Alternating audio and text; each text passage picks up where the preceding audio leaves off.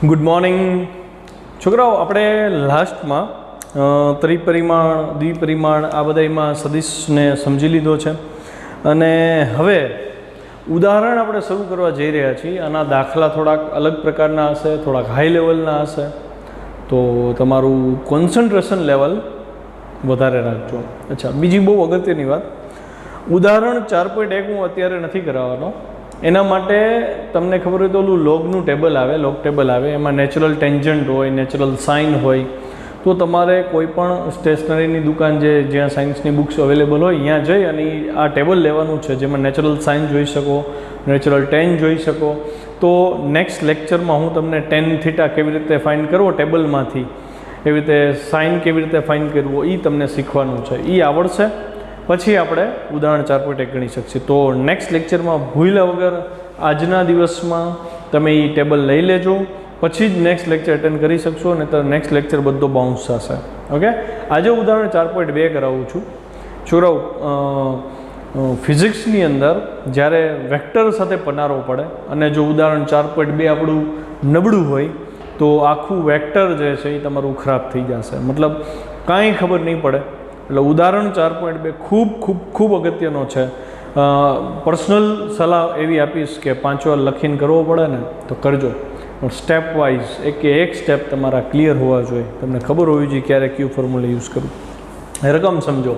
રકમમાં કહે છે કે આપેલા બે સદિશ છે એ અને બી, એના પરિણામી સદિશનું માન અને દિશા શોધવાના છે. કેવી રીતે? તો કે તેમના માન, તેમના એટલે કોના? એ અને બીના માન અને એ અને બીની વચ્ચેના ખૂણા થીટાના પદમાં મેળવવાના છે. મતલબ કે ધારો કે તમે એ અને બીનો સરવાળો કરો છો, પરિણામી સદિશ આર છે, તો તમારે પરિણામી સદિશ આરનું માન ગોતવાનું છે આ બેના પદમાં, પ્લસ એ બે વચ્ચેનો જે ખૂણો છે થીટા એ એમાં ઇન્વોલ્વ થાય.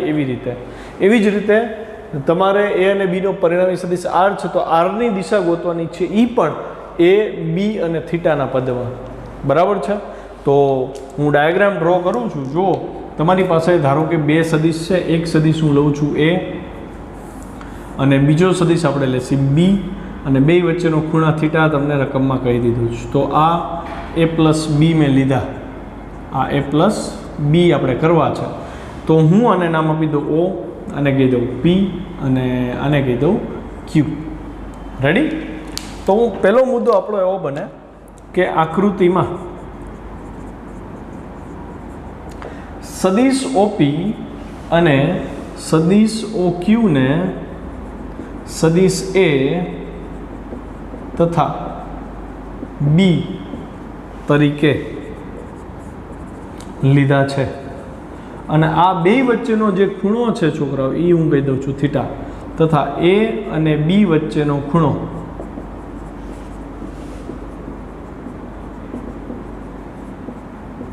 થીટા છે. હવે તમારે આનો પરિણામી સદિશ ગોતવાનો. પરિણામી સદિશ એટલે સરવાળો કરીને વાત કરી છે. તો સરવાળો કરવો હોય છોકરો તો બે એક જ ઉદ્ભવ બિંદુમાંથી નીકળે છે, એટલે હું ત્રિકોણની રીતને બદલે સમાંતર બાજુ ચતુષ્કોણની રીતથી આગળ વધીશ. એટલે અહીંયા આપણો નેક્સ્ટ મુદ્દો સમાંતર બાજુ ચતુષ્કોણની મદદથી અથવા એની રીતથી એ અને બીનો સરવાળો કરતા મળતો પરિણામી સદિશ આર બરાબર OS આકૃતિમાં દર્શાવેલ છે.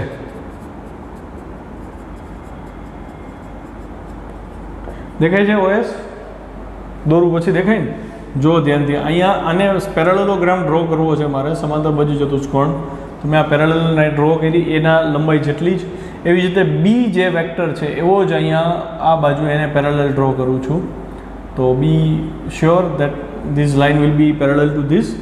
અહીંયા જે બિંદુ મળે છે એ આપણું એસ બિંદુ છે. અને હવે હું આ જે રેડ લાઇન ડ્રો કરીશ ઓ અને એસને જોડીને, આ જે મળી આપણને એ આપણને મળ્યો આર. ખ્યાલ આવ્યો? આર એટલે શું? તો કે એ પ્લસ બી. ત્રિકોણની રીત હવે અહીં એપ્લાય કરવી તો કરી શકાય. આને હું એ કહી દઉં તો આ પાછો બી જ થશે ને, સમજાય? તો આ બી છે, આ એ વત્તા બી એના હેડ ઉપર બીનું ટેલ આવ્યું તો ત્રિકોણની રીતે પરિણામી સદિશ આ જ થયો આર. માટે હું અહીં લખીશ મેથેમેટિકલ ટર્મમાં કે OS બરાબર OP પ્લસ PSA લખી શકાય, ખ્યાલ આવે. અને ટેક્સ્ટબુક મુજબ લખવું હોય તો OP પ્લસ OQ તોય OS થાય, ખ્યાલ આવી ગયો. તો મને R બરાબર મળી ગયો તમને A પ્લસ B બરાબર સદિશ A પ્લસ સદિશ B. હવે બે વચ્ચેનો ખૂણો થીટા છે. હું એસમાંથી અહીંયા લંબ ડ્રો કરું છું. જોજો શેની ઉપર લંબ લીધો કહેવાય તો એ મુદ્દો બને એસમાંથી આને કહી દો OP પર લંબ. અહીંયા કંઈક નામ આપવું પડશે, હું આને નામ આપી દઉં છું N. તો અહીંથી આ લંબ આગળ વધાર્યું તો OP પર લંબ લેતા તો શું થાય? એસમાંથી OP પર લંબને નામ આપી દે આપણે SN લેતા. હવે ત્રિકોણ જોજો, હું ત્રિકોણ લખું છું, આ બહુ અગત્યનું. ત્રિકોણ ONS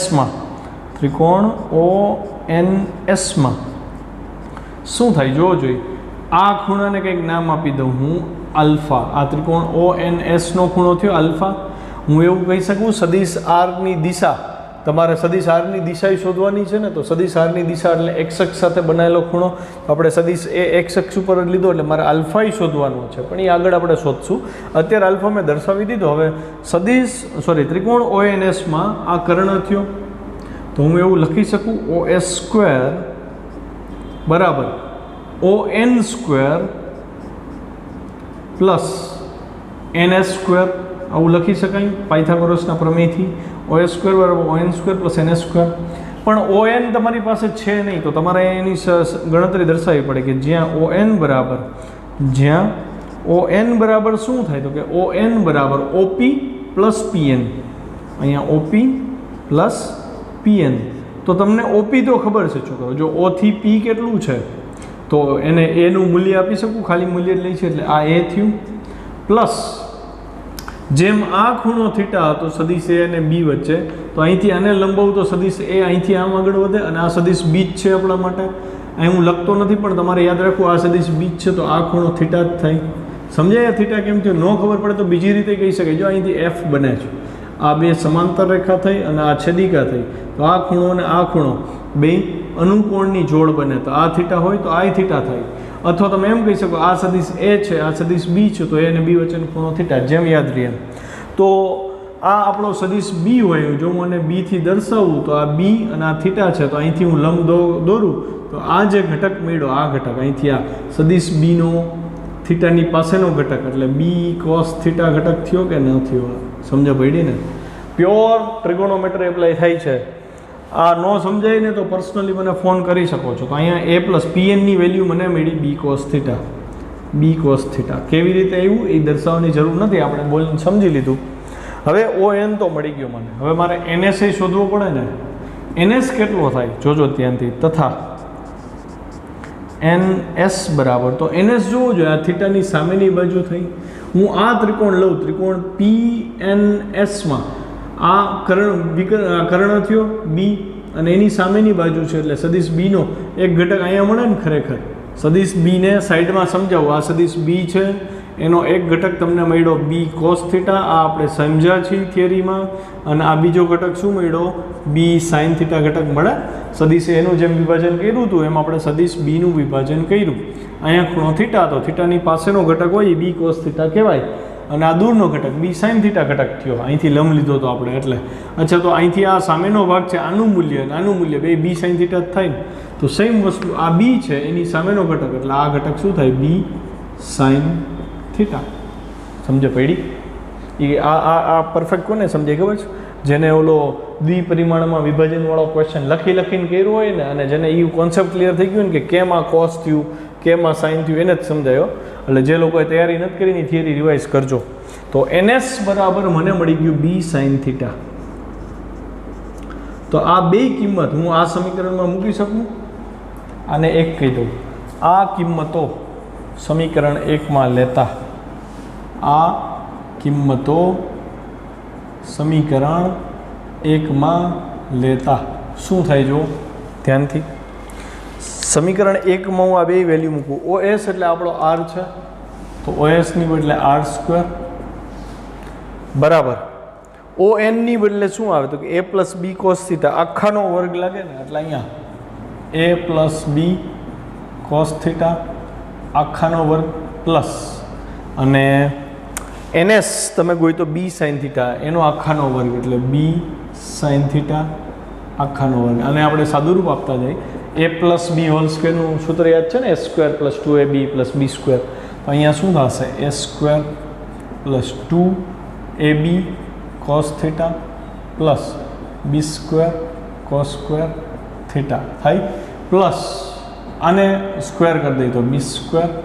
sin² θ રેડી છો અચ્છા હવે જોજો આ સ્ટેપ કેમ થયું a² + b² + 2ab cos θ આ ખરેખર મારે સમજાવવાની જરૂર ન પડવી જોઈએ ડાયરેક્ટ કરી નાખ્યું મેં છતાંય સ્ટ્રાઇક થઈ ગયું એ બધાને ખૂબ અભિનંદન જેને સ્ટ્રાઇક નથી થઈ આ બેયમાંથી b² કોમન નીકળે બ્રેકેટમાં વધે cos² θ + sin² θ cos² θ + sin² θ એટલે 1 થાય ખાલી વધ્યો b² એને મેં પહેલાં લખી નાખ્યો છે એટલે આ a² આ b² અને 2ab cos θ આ તો તમને r નો સ્ક્વેર મળ્યો તમારે તો r નું મૂલ્ય જોઈ છે ને તો આનું વર્ગમૂળ લઈ લઈશ એટલે r બરાબર વર્ગમૂળમાં a² + b² + 2ab cos θ તો આ થયું સમીકરણ 2 આને હું લખીશ સમીકરણ 2 એ સદિશ a અને b ના પરિણામી સદિશનું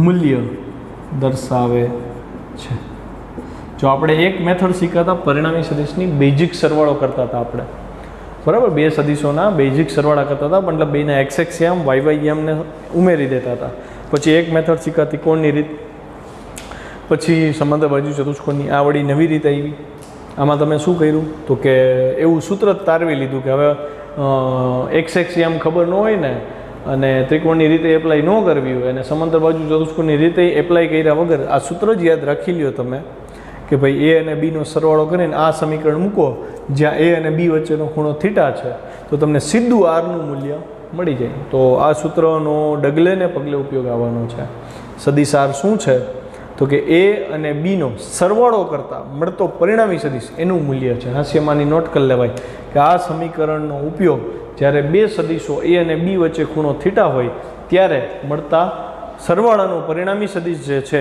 એનું મૂલ્ય દર્શાવે છે તો આનો બહુ ઉપયોગ આવશે આપણે સદિશનું માન શોધી લીધું કોની વચ્ચે તો કે એમના માન એટલે કે a અને b ના માન અને એમની વચ્ચે ખૂણા થીટાના પદમાં એટલે r નું મૂલ્ય મેં શોધ્યું a b આવી ગયા અને બે વચ્ચેનો ખૂણો આવી ગયો એટલે એક શરત મેં પૂરી કરી હવે દિશા શોધવાની છે દિશા શોધવાની એટલે સદિશ r x અક્ષ સાથે કેટલા ખૂણે છે તો કે આલ્ફા ખૂણે મતલબ તમારે આલ્ફા શોધવાનો છે આ થોડુંક છે ને અઘરું છે બરાબર છે તો અહીંયા આપણે હવે હેડિંગ આપીએ સદિશ r ની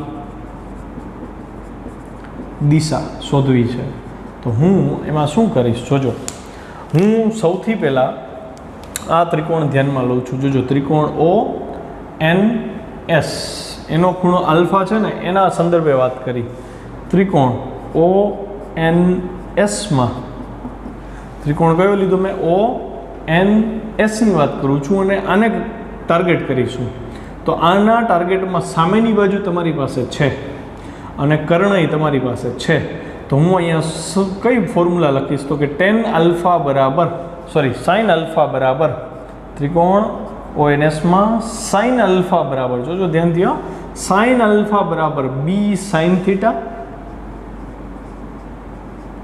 સામેની બાજુ b sin થીટા છે ને અથવા એક સ્ટેપ જાજુ લખવું હોય તો તમે લખો અહીંયા SN છેદમાં sin આલ્ફા એટલે સામેની બાજુ છેદમાં કર્ણ r છે એટલે અહીંયા OS આવે એટલે તમે અહીં શું લખશો b sin થીટા ના છેદમાં શું આવે r આવશે તો મને અહીંયા આલ્ફા શોધવો છે છોકરાઓ, તો મને સીધું સાઇન આલ્ફાનું સમીકરણ મળ્યું B sine theta by R.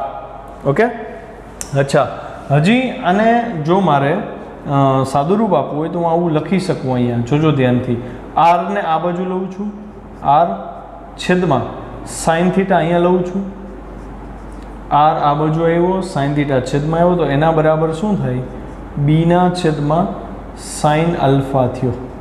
આ સમીકરણ મેળવવાનું એક જરૂર છે, આગળ આનો ઉપયોગ આપણે કરવો છે. એટલે હવે હું આ ખૂણાની વાત કરું છું, આ ખૂણાનો મારે ઉપયોગ કરવાનો થશે બીટા. હવે આગળની ચર્ચા કરીએ. તો હવે ત્રિકોણ હું ચેન્જ કરું છું અને આ જે ખૂણો મેં લીધો બીટા, તો હું કયા ત્રિકોણની વાત કરું છું જોજો ધ્યાનથી. અહીંયાથી પી બિંદુમાંથી અહીંયા એક લંબ ડ્રો કરું છું. આ ખૂણો 90 ડિગ્રી છે અને આ બિંદુને કહી દઉં છું એમ. તો હું લખું છું પીમાંથી OS પરનો લંબ PM છે. ખ્યાલ આવ્યો? શું કામ આ લેવું પડ્યું?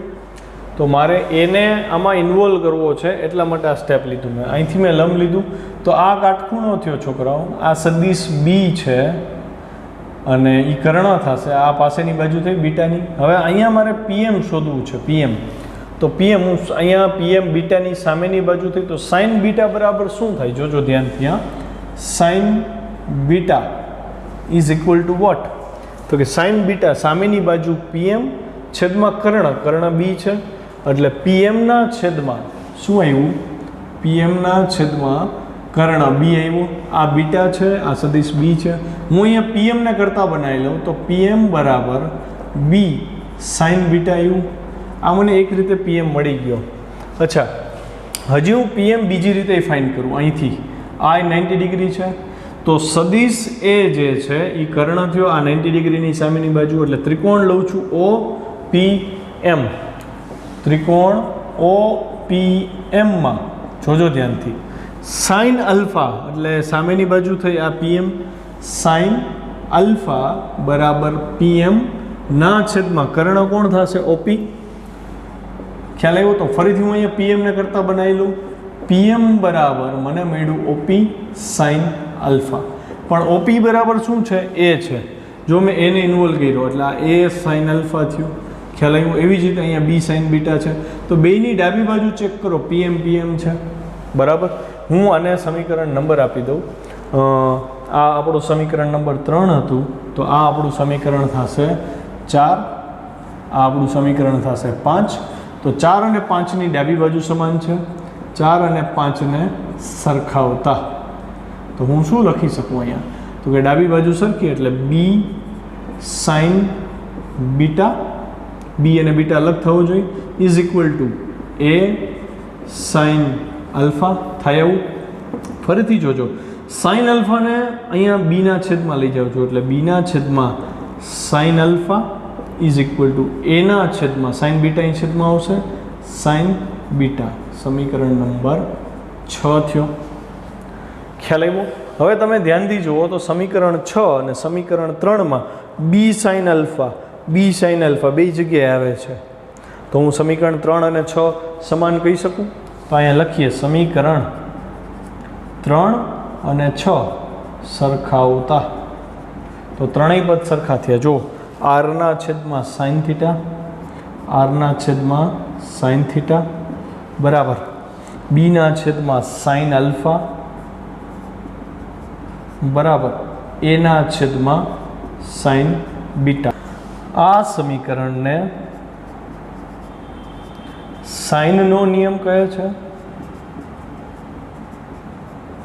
કેમ કે એમાં સાઇન આવ્યું એટલે આ ત્રણ સદિશ આપ્યો એ બી પરિણામ સદિશ આર, તો એના માટે આ સાઇનનો નિયમ થયો. એવી જ રીતે આ જે સમીકરણ છે એના માટે હું લખી શકું, આ સમીકરણને સદિશ માટે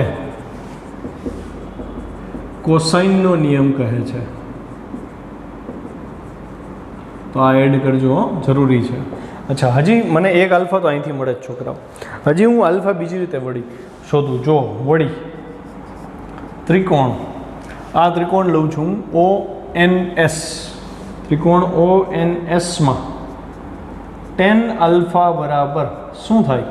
તો ટેન આલ્ફા એટલે ON, સોરી પહેલાં સામેની બાજુ આવશે SN ના છેદમાં પાસેની બાજુ એટલે કે OP વત્તા PN, OP વત્તા PN આવું થાય. માટે ટેન આલ્ફા બરાબર શું થશે? તો કે SN ની વેલ્યુ શું છે? તો કે B sin થીટા, એટલે આને લખીશ B sin થીટા ના છેદમાં OP કેટલું છે આપણું? OP છે A અને PN છે B cos થીટા, એટલે અહીંયા આવશે A plus B cos theta. આ આપણું સમીકરણ નંબર 8 થયું. છોકરાઓ, હું જેને બોક્સ બનાવી દઉં છું એ બોક્સવાળા ફોર્મ્યુલાથી તમે પરિણામી સદિશની દિશા શોધી શકો. એક અહીંયા જો તમને આલ્ફા મળી જાય છે, આલ્ફા શોધવું તો આપણે, તો આ સૂત્ર દિશા દર્શાવે. પછી આ સમીકરણ છે, આમાં જો આલ્ફાનો સમાવેશ થાય છે, ઓકે, તો આ સમીકરણ પણ દિશા દર્શાવે. અને એક આ સમીકરણ, 3 રીતે તમે સદિશના દિશા શોધતા શીખ્યા, એટલે કે આલ્ફા ખૂણો શોધતા શીખ્યા. આને અને આને હું ઇન્વોલ્વ એટલે નથી કરતો કેમ કે આ બે ભેગા થઈને આમાં આવી ગયા છે, એટલે આને અલગથી બોક્સ બનાવતો નથી. મતલબ તમે જ્યારે આ થિયરીના સૂત્રની યાદી રાખો ત્યારે મૂલ્ય શોધવા માટેનું સમીકરણ આ છે. જ્યારે દિશા શોધવા માટે તમે કાં તો આ યુઝ કરો, મતલબ કે B sin θ બાય R, કાં આ યુઝ કરો અને કાં આ યુઝ કરો, બરાબર છે. અને જ્યારે પેપરમાં લખો, પરીક્ષામાં જ્યારે આ થિયરી આખી 4 માર્કની છે પૂછાય, તો આ જે પદ છે તો એ તમે અહીં લખી શકો, તથા sin alpha is equal to B sin θ by R, આવું કરી શકો છો. તો અહીંયા આપણું આ ન્યુમેરિકલ પૂરો થાય છે. ઓકે, ક્વેશ્ચન 23 કરતાં પહેલાં આટલું નોંધી લ્યો, મેં તમને ઉદાહરણ 4.2 કરાવી દીધું છે. 4.1 અને 4.3 બેયમાં નેચરલ સાઇન અથવા તો નેચરલ ટેન જોવાની જરૂર પડશે, તો એના માટે ટેબલ હોવા જરૂરી છે. એટલે આ બે ન્યુમેરિકલ બે ઉદાહરણ હું તમને નેક્સ્ટ લેક્ચરમાં કરાવવાનો છું, તો તમારી બુક અવેલેબલ રાખજો. ચાલો હવે સરેરાશ પ્રવેગ સમજાવો. સરેરાશ પ્રવેગ આપણે 3જા ચેપ્ટરમાં ભણ્યા હતા કે ભાઈ એકમ સમયમાં પદાર્થના વેગમાં થતા ફેરફારને સરેરાશ પ્રવેગ કહેવાય. અથવા તો એમ કહી શકાય કે જો ડેલ્ટા ટી સમયમાં વેગમાં થતો ફેરફાર ડેલ્ટા વી હોય, તો વેગમાં ફેરફાર અને છેદમાં એના માટે લાગતો સમયગાળો એ બેનું ગુણોત્તર ટૂંકમાં, એટલે એ સરેરાશ પ્રવેગ કહેવાય. તો શરૂઆતનું જે પ્રસ્તાવના છે, પહેલી શરૂઆત જ હું વ્યાખ્યાથી કરીશ.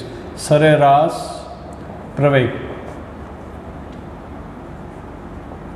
શું છે વ્યાખ્યા? તો કે આપેલ સમયગાળા દરમિયાન